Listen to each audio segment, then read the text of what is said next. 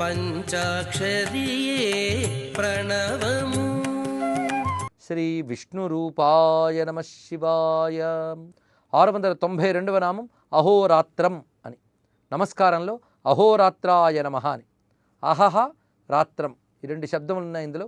అంటే పగలు రాత్రి ఈ రెండింటి రూపమైనటువంటి వాడు అని అర్థం. కాలము ఈశ్వర స్వరూపము అని. ఈ కాలంలో ప్రధానంగా మనం లెక్కించేది ఒక రోజు. ఒక రోజు అనగానే పగలు రాత్రి కలిపి ఒక రోజు అని మనం అంటాం.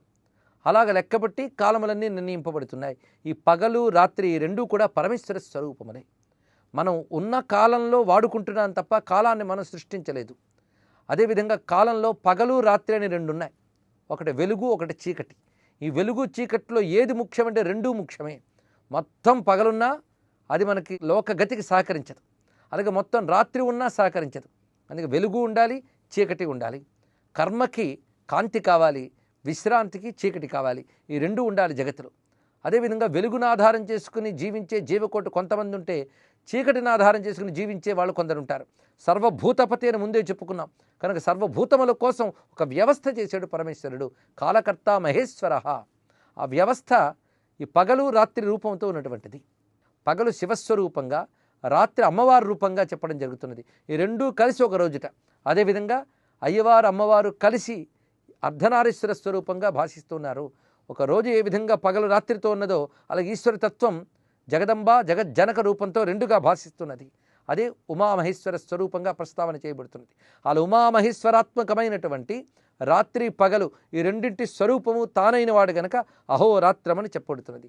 693వ నామం అనిందిత. ఇది నమస్కారంలో అనిందితాయ నమః అని. దీని అర్థం నిందింపబడనివాడు అని అర్థం. ఇదే నామం 584 నామంలో వచ్చింది. అక్కడ ఒక విధమైన భావంలో వచ్చింది. ఇక్కడ ఆ భావాన్ని ఇంకో విధంగా స్వీకరిస్తూ ఉన్నాం మనం. సృష్టిలో నిందింపదగినది ఏదీ లేదు. ప్రతిదానికో ప్రత్యేకత ఉన్నది. అందుకే సర్వభూతపతి అయినటువంటి పరమేశ్వరుడు ఎప్పుడూ నిందింపదగని వాడతను. అంతేగాని భూతాలన్నీ పక్కనుంటాయి కనుక ఆయన నిందక యోగ్యుడు అనరాదు. అలా అన్నటువంటి దక్ష ప్రజాపతి మొదలైన వాళ్ళందరూ దుర్గతిని పొందారు. ఈశ్వరతత్వం సరిగ్గా అర్థం చేసుకోలేక ఆయన ఎవరు నిందిస్తారో వాళ్ళందరూ దుర్గతులు పాలవుతారు. ఎందుకంటే పాపాల్లోకెల్లా గొప్ప పాపం శివనింద. ఇది తెలుసుకోవాలి. అనిందిత అంటే నిందింపదగనివాడు, నిందింపబడనివాడు అన్నారు. ఇక్కడ రెండు అర్థాలు ఉన్నాయి. నిందింపదగనివాడు అనింద్య, ఆయన ఎవరు నిందించరాదు, నిందించకూడనివాడు అన్నమాట. అందుకే ఈశ్వరతత్వం ఎప్పుడు నిందించరానిది అని. ఒక్కొక్కప్పుడు మన ఆవేశంలో ఎందుకండి భగవంతుడివి చేశాడు అని అంటూ ఉంటాం. ఈశ్వర ప్రణాళిక మనకు అర్థమవుతుందా? ఈశ్వర దృక్కోణం వేరు, మానవ దృక్కోణం వేరు. మనం తత్కాల సుఖదుఖాన్ని దృష్టిలో పెట్టుకుని ఇది మంచి ఇది చెడు అని అంటూ ఉంటాం. ఈశ్వర దృష్టి వేరుగా ఉంటుంది. వారి యొక్క భావజాలములు వేరుగా ఉంటాయి.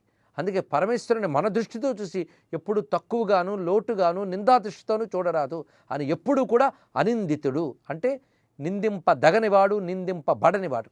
694వ నామం. దీన్ని చెప్పేటప్పుడు సర్వభూతానాం వాహిత అని చెప్పవచ్చు. నమస్కారం చేసేటప్పుడు సర్వభూతానాం వాహిత్రే నమః అనాలి. వాహిత అంటే వహించువాడు అని. సర్వభూతానాం వాహిత అంటే సర్వభూతములను వహించువాడు. మనం భూతాలయ భూతపతి నామాలకి ఇది అనుబంధంగా ఇక్కడి నుంచి చెప్పుకోవాలి. సర్వభూతములను వహించువాడతను. వహించుట అంటే నిర్వహించుట, పోషించుట అని అర్థం. సర్వభూతములను పోషించేవాడు.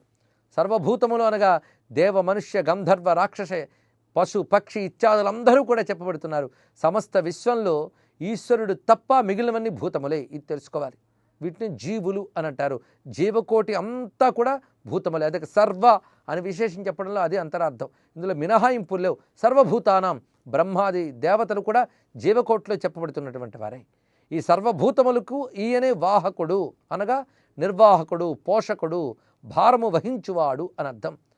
అలా సర్వభూతముని పోషించువాడితడు. ఈశ్వర నామంలో ఉన్న అంతరార్థమే ఈ భావంలో దర్శనమవుతున్నది.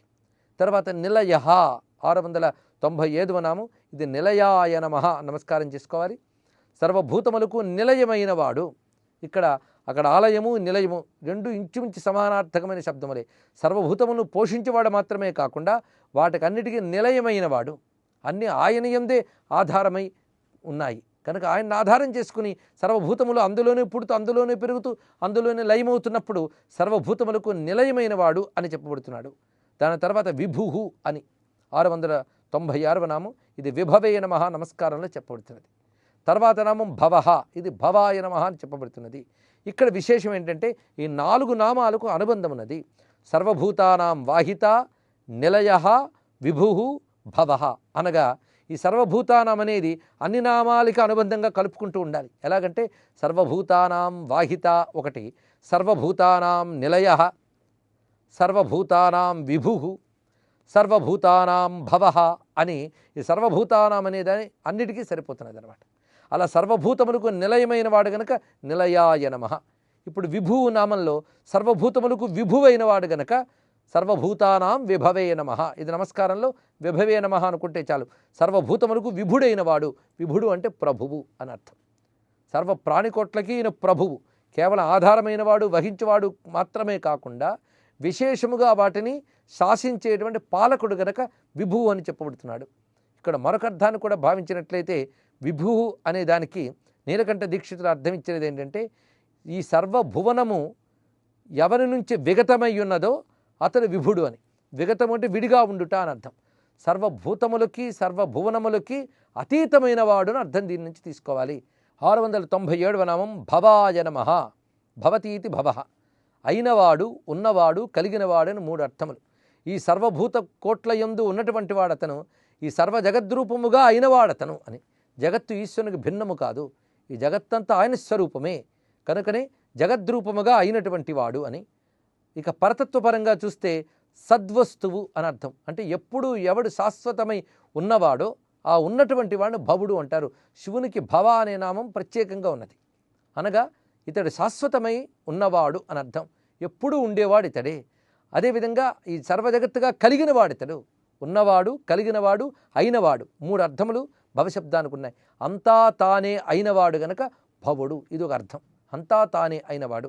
ఇలా సర్వభూతానాం నుంచి అనుబంధంగా చెప్పబడుతున్న 4 నామాలు మనం పరిశీలించినట్లయితే సర్వభూతములకు పోషకుడు, సర్వభూతములకు ఆధారమైన వాడు, సర్వభూతములకు ప్రభువు, సర్వభూత కోట్లుగా అయినవాడు అతను. ఇది తెలుసుకోవాలి. 698వ నామం అమోఘః అని. నమస్కారంలో అమోఘాయ నమః అని.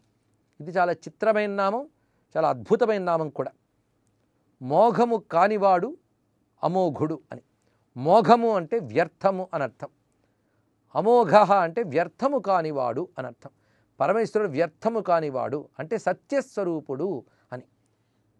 ఎవరికైనా దండం పెట్టినా దండం పెడతాం కానీ ఏమవుతుందో తెలియదండి అంటాం. కానీ పరమేశ్వరుడు నమస్కారం చేస్తే నమస్కారం వ్యర్థం కాదు. ఎందుకంటే ఆయన వ్యర్థం కానివాడు. ఆయన నమస్కరించే నమస్కారం కూడా వ్యర్థం కాదు, అది తప్పకుండా సత్ఫలితాన్ని ఇచ్చి తీరుతుంది. అటువంటి అమోఘ స్వరూపుడైన పరమేశ్వరుని నమస్కరిస్తూ సర్వం శ్రీ సాంబ సదాశివ చరణారవిందార్పణమస్తు.